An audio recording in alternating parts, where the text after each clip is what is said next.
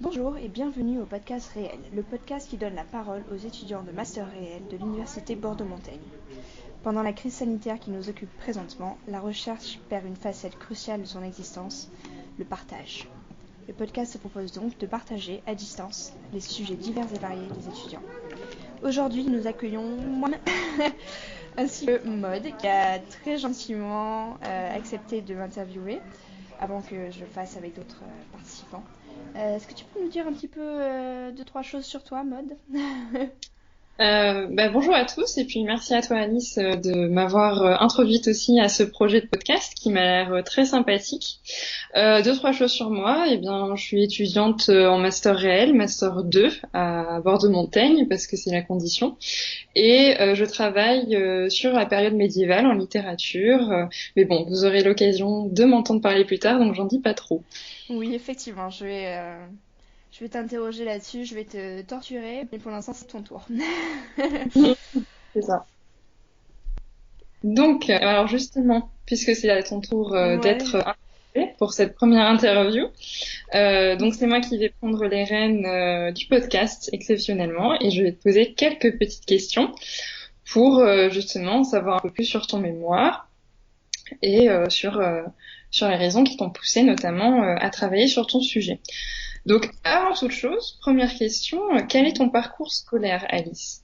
Alors, un petit peu atypique, moi j'ai presque 25 ans. C'est pas tout à fait l'âge qu'on est censé avoir à ce moment-là. Mais en fait, j'ai fait une année sabbatique après le lycée. Après, j'ai fait une licence à la Sorbonne Nouvelle, à Paris, donc c'est Paris 3. C'est une licence un peu spéciale parce que je l'ai fait à distance, je le voulais parce qu'il y avait une majeure littérature, lettres modernes, et une mineure anglais, et moi je voulais un peu partir dans les études anglophones, comme on dit. Et puis finalement, je suis restée un peu du côté lettres modernes françaises. Voilà, donc j'ai fait une autre année sabbatique après ma licence, et maintenant je me retrouve en master réel, donc deuxième année, à rendre mon mémoire dans pas longtemps, hein. Ah bah oui, là, ça approche, ouais. Ouais, voilà. Ok. Et alors du coup, quel est de mémoire? Alors, mon sujet de mémoire, c'est un peu compliqué. Ça s'appelle Femme araignée et femme recluse de Fred Vargas au Moyen-Âge. En fait, c'est un mémoire comparatiste. C'est là que ça se complique. C'est. C'est-à-dire, qu'est-ce que tu entends par comparatiste? Peut-être qu'il y en a qui savent pas vraiment ce que c'est, et surtout entre le Moyen Âge et actuellement, Mhm. parce que ils savent que c'est pas Ouais. possible. Non, effectivement, c'est comparatiste parce que je reste pas dans un seul siècle. J'ai pas pu me décider. J'ai des textes du XIIe siècle, du XIXe siècle et du XXIe siècle. Donc j'ai fait vraiment un peu de tout. Voilà, mon premier texte, c'est La vie de recluse. C'est un traité religieux, théologique, qui a été écrit par Aelred, c'est un abbé de Rivaux.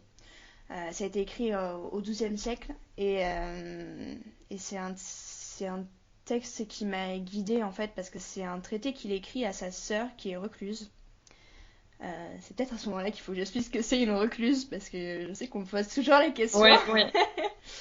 Un petit point recluse n'est pas, ne Allez, fait c'est pas de parti, mal. point recluse. Alors, une recluse, en fait, c'est une femme qui est, à la base, elle est laïque. Donc, c'est pas une sœur, c'est pas une nonne, c'est juste une femme normale. Et un jour, elle décide, bon, ça se passe au Moyen-Âge hein, en général, ça commence un peu au 5e et ça se termine vraiment maximum au XVIIe siècle.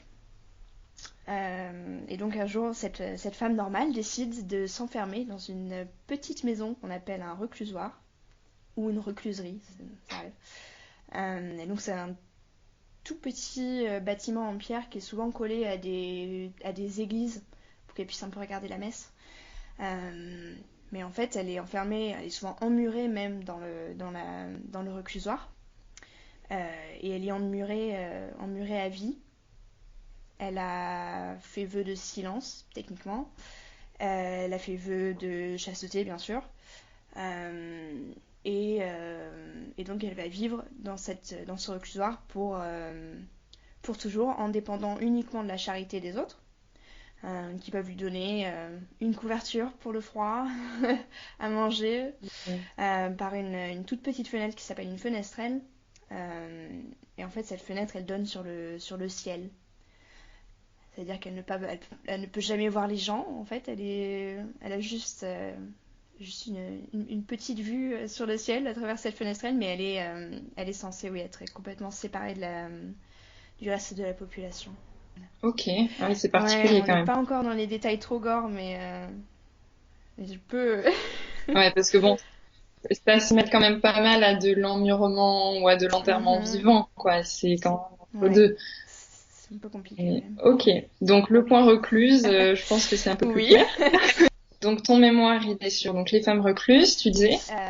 donc oui, c'est sur les recluses. J'étais partie en fait à la base du roman policier de Fred Vargas, Quand sort la recluse. Je sais pas si tu l'as lu. Non. Non, je connais pas du tout. C'est assez intéressant parce elle est historienne, Fred Vargas, et donc oui, elle écrit sur pas mal de sujets d'histoire. Il y a eu Robespierre, il y a eu pas mal de sujets intéressants. Et là, son dernier, c'était Quand sort la recluse en 2017.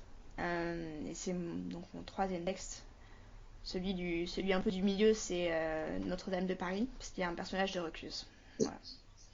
J'y pensais justement, avant qu'on commence Ouais. l'interview, je me suis dit, mais moi, ça me rappelle quand même la figure, alors je veux pas spoiler, mais il y a une femme, effectivement, parce que c'est quand même un peu le clou du roman, n'empêche, ce personnage-là. Mais oui, c'est vrai qu'il y a une femme qui est recluse et alors elle, par contre, elle est vraiment dans la ville, et les gens, effectivement, lui font des dons, mais il me semblait que elle, par contre, elle pouvait voir, Mhm. les gens. Ouais. Après, c'est pas un document historique ce qu'écrit Victor Hugo, mais donc on lui fait pas toujours confiance. Mais Ouais. effectivement, la particularité de la recluse, c'est qu'elle est pas dans j'allais dire dans un monastère, non, enfin, elle est pas dans un couvent. Elle est au milieu de la ville. Elle est Mhm. collée à une église. Elle est dans un cimetière. Elle est sur les ponts. Elle est un peu partout dans les villes. Et vraiment aux endroits où les gens peuvent la voir. Parce qu'elle est censée, Mhm. son rôle supposé, c'est qu'elle est censée les protéger et prier pour leur salut, en fait. C'est pour ça qu'elle est Ouais, vraiment d'accord. au milieu de tout, alors qu'elle a fait vœu de silence, alors que c'est un peu ça aussi le côté qui est paradoxal, c'est qu'elle est seule, elle est vraiment dans la solitude la plus extrême qu'on puisse avoir, euh, Mhm. emmurée, mais au milieu du monde. Et c'est un peu ce qu'a repris Victor Hugo, mais il a eu raison de le reprendre parce que ça donne vraiment. C'est assez sensationnel. En fait, c'est vraiment dans sensationnel ce qu'il décrit lui. Mais oui, mais justement, Oui, ce oui. contraste est hyper intéressant. Et il a à peine besoin d'exagérer, quoi. Enfin, c'est, c'est un élément un peu gore du Moyen-Âge, oui. C'est un élément un peu extrême et un peu particulier. Donc qu'ils le reprennent, c'est assez logique finalement. Ok, et alors, ça fait depuis un moment que tu dis que pour l'instant tu restes soft, que tu vas pas trop dans... Est-ce que tu veux nous en donner un aperçu tout de suite, ou est-ce que c'est quelque chose que tu veux nous garder Oh non, comme... je vais pas vous priver de ça, je l'ai dans la tête, vous devez l'avoir tous dans la tête aussi maintenant. Alors, l'élément un peu le plus perturbant, j'ai envie de dire, et c'est celui qui frappe le plus quand j'en parle autour de moi, donc âme sensible, s'abstenir, c'est en fait le fait que la recluse, au moment où elle se fait recluse, où elle devient recluse, il va y avoir une cérémonie. Donc jusqu'à là, ça va. Et en fait, cette cérémonie, c'est son enterrement. Voilà, donc elle Hmm. va assister à son propre enterrement, donc, effectué par le prêtre de sa paroisse, de sa ville, etc. Donc il va lui donner l'extrême onction, voilà, la messe du requiem, tout ça. Ensuite, le prêtre et beaucoup de gens de la ville aussi vont l'accompagner jusqu'à sa dernière demeure, son tombeau, en gros. Donc là, le prêtre lui demande de s'allonger et il lui jette un peu de terre dessus, comme on le fait dans un enterrement normal. Voilà, ensuite elle est emmurée. D'ailleurs, l'image que je vais choisir pour promouvoir un peu l'épisode sur Instagram, c'est l'image d'une femme qu'on est en train d'emmurer vivante. Littéralement, il y a des nonnes qui mettent des briques comme ça, et hop, on est un peu interrompu par le chat. Qu'est-ce qu'il fait? Je sais pas, il chasse quelque chose, je crois. Voilà, mon petit acrobate.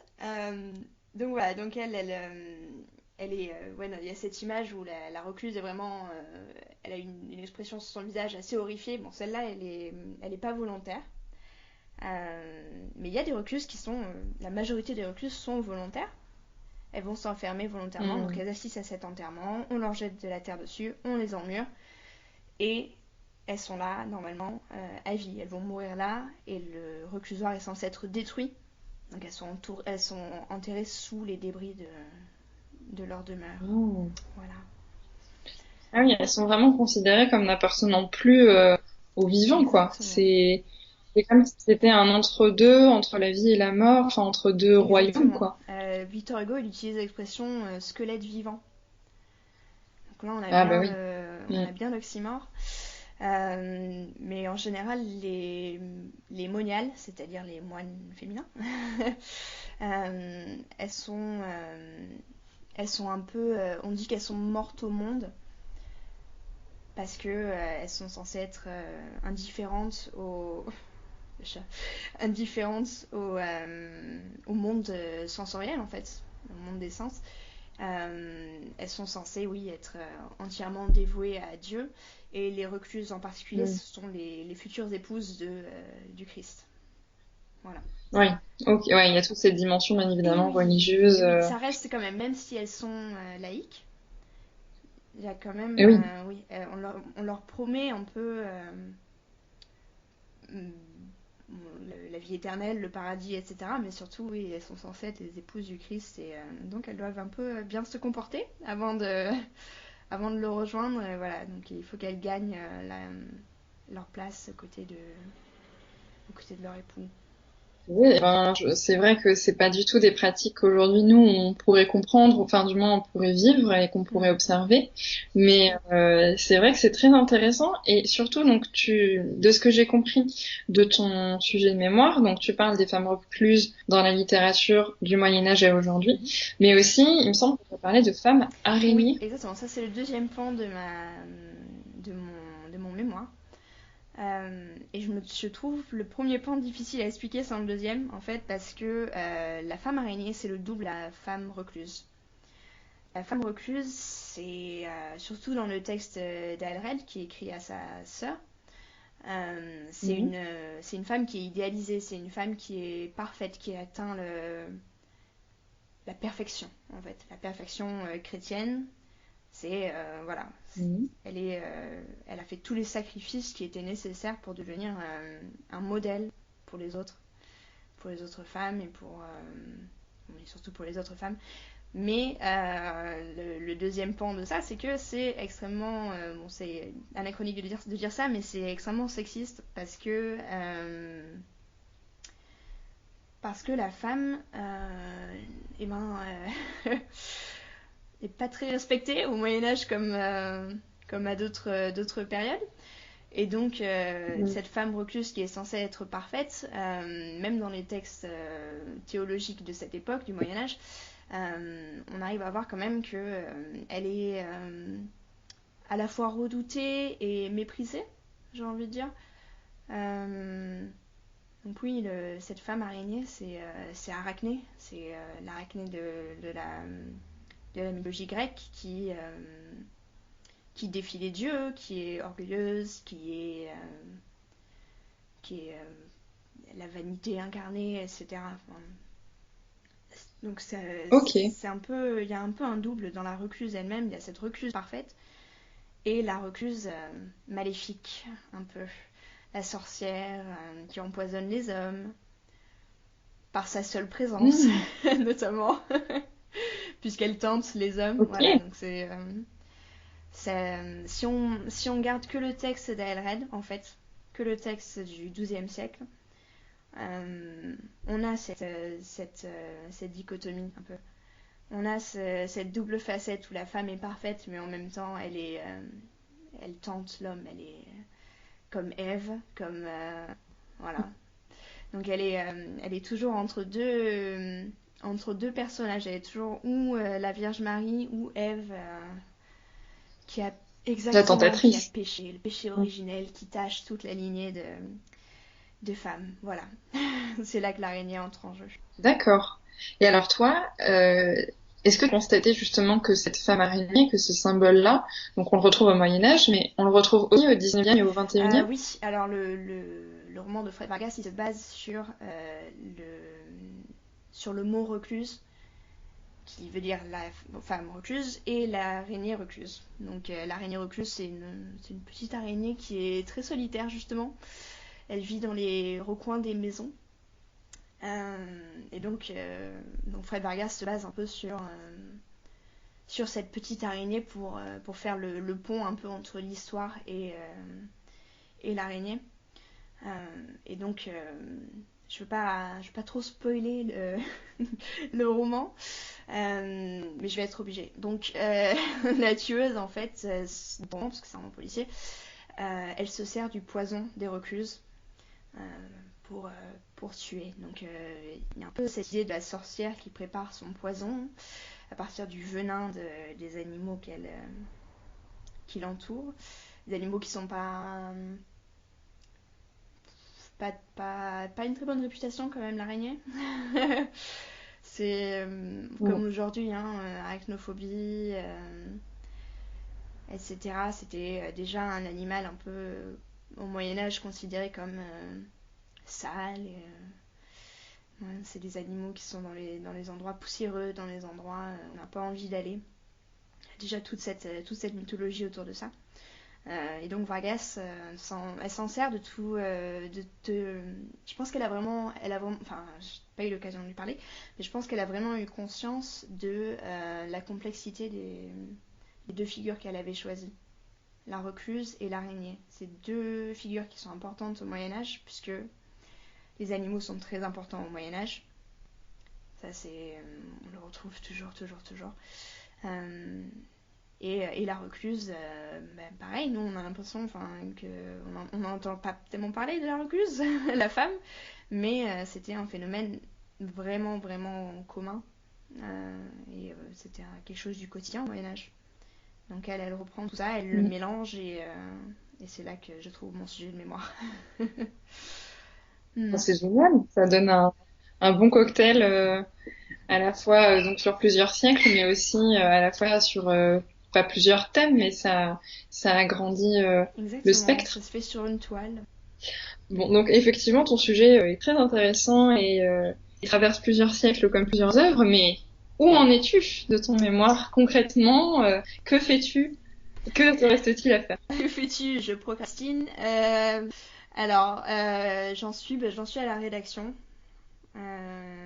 J'ai une bonne partie du chapitre 1 et 2 qui sont assez terminés. Genre, j'ai un peu commencé tous les chapitres et toutes les sous-parties en même temps, donc c'est difficile de dire, je sais pas, à page 40,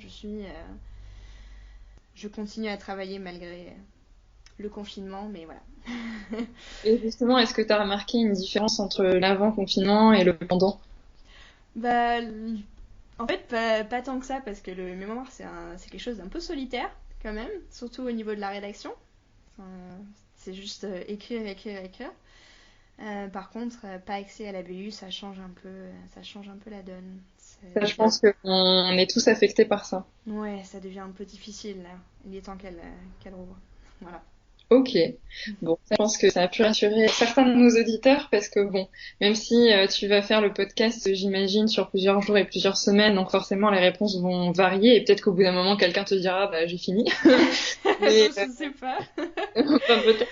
Mais en tout cas, c'est toujours intéressant de voir ce que font les autres, où est-ce qu'ils en sont. Ouais, Et parce que ben, certes, on est tout seul, comme tu dis, à faire notre mémoire, mais on est plusieurs à faire des mémoires, donc on c'est vit ça. tous la même chose. C'est ça, c'est pas mal de pouvoir partager quand même et de pas avoir les gens qui font la tête. Ça va être difficile là. T'es en retard. Non, ça va, tout le monde va à son rythme, ça va. Ouais, on est de toute façon sur le même bateau. Exactement. Donc, je reviens un petit peu sur ta recherche, enfin, sur ton sujet. Et donc, tu nous as fait un bon exposé de ce que tu faisais, de l'intérêt, tout simplement, aussi de ton sujet, qui est très intéressant. Mais quel est, selon toi, l'apport de ton sujet à la recherche? Parce que j'imagine qu'il y a déjà peut-être des travaux réalisés sur ce que tu fais. Effectivement. Après, moi, je suis en master de lettres et c'est cet aspect un peu littéraire que je vais explorer. Moi, je me base effectivement sur de la recherche historique. Donc, j'ai une historienne, Paulette Lermite-Leclerc, qui revient énormément dans mes recherches parce que elle a étudié vraiment le pan historique. Voilà, et moi, j'espère pouvoir un peu c'est presque juste déblayer un peu la littérature sur les recluses. Il y a 30 thèses à écrire là-dessus, mais voilà. Moi, l'apport que j'espère apporter, c'est d'étudier un peu la littérature et comment on représente la recluse plutôt que comment elle est vraiment. Ok, oui. Bah, l'aspect très littéraire, enfin la représentation. Exactement. Surtout vu par des hommes, parce que deux de mes auteurs sont des hommes. Hmm. Et la différence quand c'est vu par une femme, voilà, qu'est-ce que ça change? Il y a du travail, effectivement. Oui, il y a du travail. Et du coup, tu nous dis que là, tu pourrais faire 30 thèses, mais si tu devais faire une thèse là-dessus, est-ce que tu explorais une autre facette du sujet? Alors moi j'ai déjà une idée de thèse, je vais la lancer maintenant, ça va peut-être changer, mais mon idée c'est que un peu l'enfermement et le silence de la femme, c'est quelque chose qui revient dans plusieurs pays, dans plusieurs époques, dans plusieurs cultures différentes. C'est pas du tout limité à mon étude du Moyen-Âge. Et donc la thèse, en fait, elle porterait sur une idée de la réclusion féminine qui transcende les époques, qui transcende les cultures. Je vais donner deux exemples, mais le premier c'est l'exemple de Sœur Nazarena, qui est une recluse moderne du XXe siècle. Elle est morte en 1990, elle avait commencé sa réclusion en 1945. C'était une américaine qui allait se faire recluse au Vatican. Donc c'est un exemple très récent quand même de la réclusion, et elle était recluse dans les mêmes conditions, à peu près, au pain et à l'eau, avec un peu de confiture une fois par an. Voilà, donc quand même un extrême, même au XXe siècle. Et le deuxième exemple, c'est celui de la déesse Kumari au Népal. Ça, c'est une tradition au Népal depuis des siècles et des siècles. C'est à la fois hindou et bouddhiste. Et c'est une tradition où on va choisir une très jeune fille, entre 6 et 10 ans, et on va voilà, l'emmener, elle et sa famille, à vivre dans un temple où elle va être effectivement recluse. Alors c'est différent parce qu'elle est avec sa famille, mais elle n'a le droit de parler qu'à sa famille. Ses pieds ne doivent jamais toucher le sol. Alors c'est quand même, il y a une forme d'extrême là aussi. Il y a une réclusion un peu extrême. Et voilà, donc moi j'ai une théorie. Avec les deux exemples jusque-là, ça marche, mais j'ai une théorie, oui, que la réclusion féminine, c'est quelque chose qui se répète énormément. Et c'est surtout, là, dans les deux exemples que tu as donnés, et même dans les textes que tu étudies, alors certes, il y a le côté laïque, mais c'est toujours lié à une vie spirituelle, à quelque chose qui dépasse la condition mortelle et la condition humaine. Enfin, tu vois, une sorte d'entre-deux. Ouais. C'est surtout au Moyen-Âge, c'est là que c'est le plus frappant, mais c'est essayer d'accéder un peu à une condition supérieure, oui, à un statut supérieur. Si on regarde l'échelle des êtres de la Renaissance, la recluse serait un peu tout en haut, juste sous le reclus, hein, quand même. mais oui, on essaye quand même d'accéder à quelque chose qui nous dépasse. Donc plus forcément, ça tombe dans le spirituel et c'est toujours relié à la religion. Est-ce que finalement le confinement qu'on est en train de vivre, c'est aussi une forme de réclusion? Est-ce que ça ne va pas à nous élever aussi spirituellement? On peut se poser la question. Est-ce que c'est s'élever spirituellement ou devenir fou? Je ne sais pas. Effectivement, c'est l'année de la réclusion, là, clairement pour moi. Ouais, toi, c'est dans ton thème à fond. C'est parfait, je me mets dans l'état d'esprit et je suis connectée à la recluse. Impeccable. Tu étais en avance, tu étais pionnière sur 2020. Je le savais, je suis le Nostradamus du confinement. Et donc tout ça, ça tourne autour de la réclusion, autour de son sujet de mémoire et de ce que on pourrait en faire, enfin toutes les pistes que tu pourrais envisager, pourquoi pas pour faire une thèse.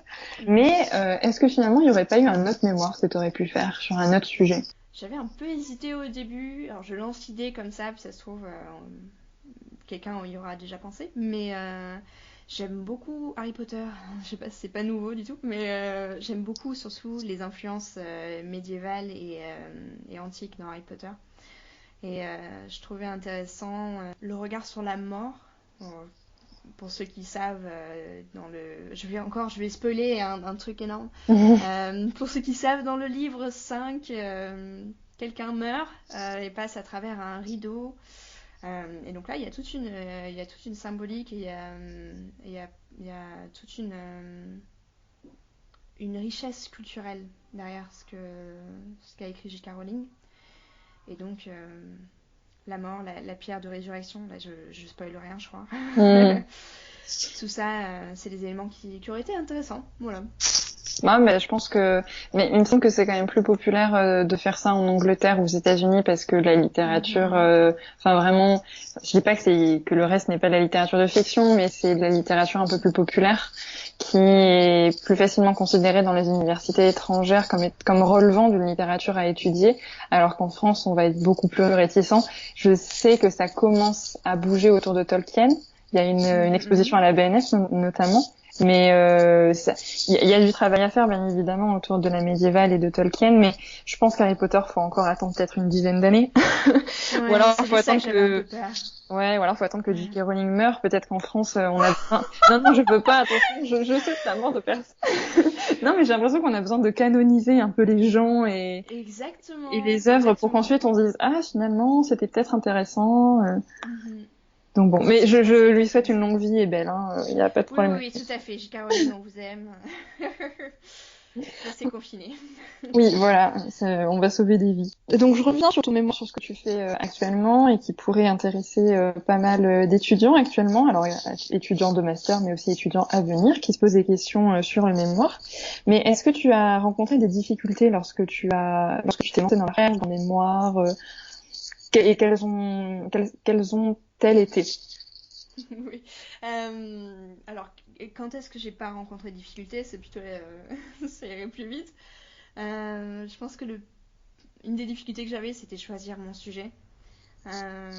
Donc, ouais, je sais même pas quoi conseiller aux gens qui sont en licence et qui veulent faire un master, mais faites une liste des trucs qui vous intéressent. Attendez pas novembre de la première année de master pour trouver un sujet, pour qu'un sujet vous tombe dessus, mais moi, il m'a un peu tombé dessus, donc ça, c'était un peu difficile, un peu stressant. Et après, oui, le passage à la rédaction, un peu difficile, un peu... Il y a tellement de travail à faire que... que ouais, c'est un peu décourageant. Voilà. Et qu'est-ce que tu trouves le plus difficile dans la rédaction? Bonne question. Honnêtement, c'est commencer le plus difficile. Commencer une phrase. Parce que j'ai envie de commencer 30 phrases en même temps. Et ouais, là, je vais donner aux autres le conseil que je ne suis pas, c'est d'y aller petit à petit, d'avoir confiance que le reste des idées vont suivre. Il suffit juste de commencer à écrire sur n'importe quoi et ça ira. Ça sera pas parfait du premier coup, mais ça ira. Voilà, j'essaye de me rappeler ça.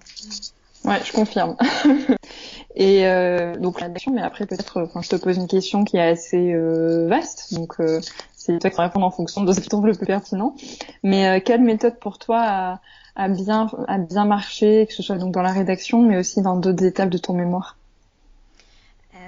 Alors moi, j'ai une méthode qu'on m'a conseillée. À la base, c'est ma directrice de mémoire, Agathe Sultan, qui m'a qui m'a conseillé ça. D'ailleurs, je la remercie vraiment de tous ses conseils. Mais elle m'avait conseillé d'écrire, en fait, de faire de l'écriture libre sur mon sujet. Ça, c'est la méthode qui a le mieux marché pour moi, en fait. Vraiment de se lancer. Et il y a forcément une pépite qui sortira. Et quand est-ce que tu as commencé à peu près à te lancer là-dedans? À rédiger. Oui, à rédiger, mais de manière libre. Elle m'avait donné cet exemple au premier semestre pour un peu trouver comment délimiter mon sujet, un peu trouver les trucs qui m'intéressaient, vers quoi je me tournais naturellement. Euh, et, euh, et je continue un peu ça, je continue aussi à me dicter ma rédaction, parce que des fois c'est plus facile d'en parler que d'écrire. Donc C'est des fois vrai. je dicte et après j'écris. Voilà, donc c'est une méthode qui marche aussi. C'est Voilà. vrai que c'est pas bête, tu vois. Ouais, c'est l'écriture libre mais en version audio. Et selon toi, est-ce que tu as commis des erreurs? Euh, ouais, si je devais mettre un petit avertissement là, un petit warning, ça serait de vraiment noter toutes les références à 100% dans le plus de détails possible, notamment pour la bibliographie. Et puis pour les notes de bas de page aussi, n'oubliez pas de noter à quelle page vous avez choisi chaque idée. Parce que là, ouais, ça se voit qu'il y a encore des répercussions ou... Voilà, ça c'est une erreur. Donc, quel conseil que tu donnerais si jamais tu devais te regarder il y a un an, si tu devais voir la Alice d'il y a un an, tu lui dirais note tes pages et pense à ta bibliographie. Exactement, exactement. C'est ce que je dirais, ouais. Je dirais aussi d'en parler autour d'elle en plus. Parce que dès que j'ai commencé à en parler et à me dire non, ça va, on peut parler à table quand même. Dès que j'ai commencé à faire ça, ça allait mieux. Ouais, c'était plus clair dans ma tête. Ouais. Ah, ben, c'est un bon conseil aussi à donner. Et, et justement, quel conseil tu donnerais aux action? Qu'est-ce que j'ai d'autre comme conseil? Vraiment suivre sa méthode un peu. Chacun est un peu différent en fait. Chacun travaille très différemment. Donc vraiment se faire confiance. Je pense que c'est important. Pas forcément écouter tout ce qu'on nous dit, mais prendre en compte les conseils et ouais, juste faire de notre mieux. C'est ça le conseil, honnêtement. Sage parole. Ouais. Et alors, comme tu dis, on est tous différents, on a tous notre méthode. Et toi, quel est ton système d'organisation? Quelle est ta méthode si tu devais la résumer pour un podcast? Alors, grand 1. Non, moi je travaille énormément par écrit. Donc, tous les gens qui travaillent sur ordinateur uniquement et qui impriment jamais rien, moi je peux pas faire ça. Moi, il faut que j'imprime plein de choses. Donc, c'est un peu ma méthode. J'ai deux classeurs maintenant. On est passé au deuxième. Donc, j'imprime au fur et à mesure, je fais mes corrections de mes chapitres au fur et à mesure par écrit et après je recorrige sur l'ordinateur. Ça peut paraître un peu long, mais d'avoir toutes mes notes bien triées, bien répertoriées avec des intercalaires, tout ça très scolaire, ça m'aide à avoir un peu de clarté en fait, de savoir où sont les choses. Voilà. Ok. Et qu'est-ce que tu fais pour garder la motivation dans tout ça? Ben je lance un podcast déjà. Ça me motive, je trouve. Oui, parler à d'autres personnes de mon mémoire, c'est toujours motivant parce qu'on me dit assez souvent c'est intéressant ou c'est bizarre ou on me pose des questions. Et ça me remotive, ça me reconnecte à mon sujet. Voilà. Bah, moi, je suis plutôt d'accord avec toi. C'est vrai Ouais, qu'en ouais, ouais. parler autour de soi, ça interroge toujours. Parce que comme c'est très précis, à chaque fois, on nous dit, oula, il y a des trucs à dire là-dessus. Exactement, ça surprend toujours les gens, notre sujet. Bon, là, c'est par téléphone hein, uniquement. Ne communiquez pas en personne, Oui, c'est s'il vous plaît. dangereux. Ouais. Euh, bon, question sur le futur, maintenant qu'on a un peu balayé le passé, j'ai envie de dire. Comment Ouais. est-ce que tu comptes te préparer à ce qui pense? Alors, ça, c'est une question que je voulais poser parce que justement, j'aimerais bien savoir comment tout le monde se prépare. Moi, personnellement, déjà, le podcast, ça m'aide un petit peu. Je suis en train de me dire, ah, j'aurais dû dire ça comme ça, j'ai oublié de parler de ça. Enfin, voilà, ça m'aide quand même. Et, euh, et oui, en général, juste en parler aux gens, ça prépare à en parler à un jury, j'imagine. Mais bon, après, je peux pas dire si ça. Dans le futur, je dirais la méthode a marché ou la méthode n'a pas marché. On verra bien. Voilà. Mais peut-être que si dans le podcast, il y aura peut-être des personnes qui auront déjà soutenu ou qui auront peut-être plus d'informations sur leur soutenance. Peut-être qu'au bout d'un moment, ça va faire une sorte de melting pot de conseils de soutenance et puis on pourra piocher là-dedans. Ouais, c'est ce que j'espère honnêtement. Si quelqu'un peut nous dire comment ça s'est passé, si quelqu'un a survécu à l'épreuve, appelez-nous. On a besoin d'aide. Et après la soutenance, quand même, il y a la vie continue. Et quel est ton projet professionnel ou académique après le master, si tu en as un?